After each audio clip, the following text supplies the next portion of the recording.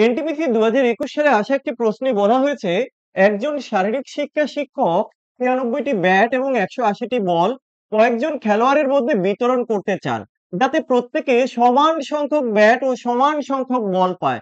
খেলোয়াড়ের সর্বোচ্চ সংখ্যা কত? আমরা কি করব এই ধরনের কোয়েশ্চেন? কিছুই না, জাস্ট আমরা গসাগু করব। তবে গসাগুটা আমরা একটু ডিফারেন্স ওয়েতে করব। কিভাবে? এই যে 96 আর হচ্ছে ১৮০, আমি এদের বিয়োগ করব। কিন্তু বিয়োগ করলে ডিফারেন্সটা অনেক বড় পেয়ে যাবো। আমার টার্গেট হচ্ছে ডিফারেন্সটা মিনিমাম করার। তো আমি যদি ১৯৬ কে ২ গুণ করি, তাহলে ২ গুণ করলে কত হবে? ৬ দুগুণে ১২, ২ হাতে আছে ১, ৯ দুগুণে ১৮ আর একে হচ্ছে ১৯। চলো এবার মাইনাস করব। মাইনাস করলে কত হবে? ১২। এবার আমি দেখবো এই ১২ এর কোনো ফ্যাক্টর আছে কিনা। কিন্তু ১২ এর কিন্তু দুটো ফ্যাক্টর রয়েছে। তাহলে আমি যদি একে ৩ আর ৪ দিয়ে একটু ডিভাইডেড করে দেখি, ৩ দিয়ে ভাগ যাচ্ছে এবং ৩ দিয়ে আমরা দুটো সংখ্যাকে ভাগ করতে পারছি। ৪ দিয়েও ভাগ করতে পারছি, তাই তো?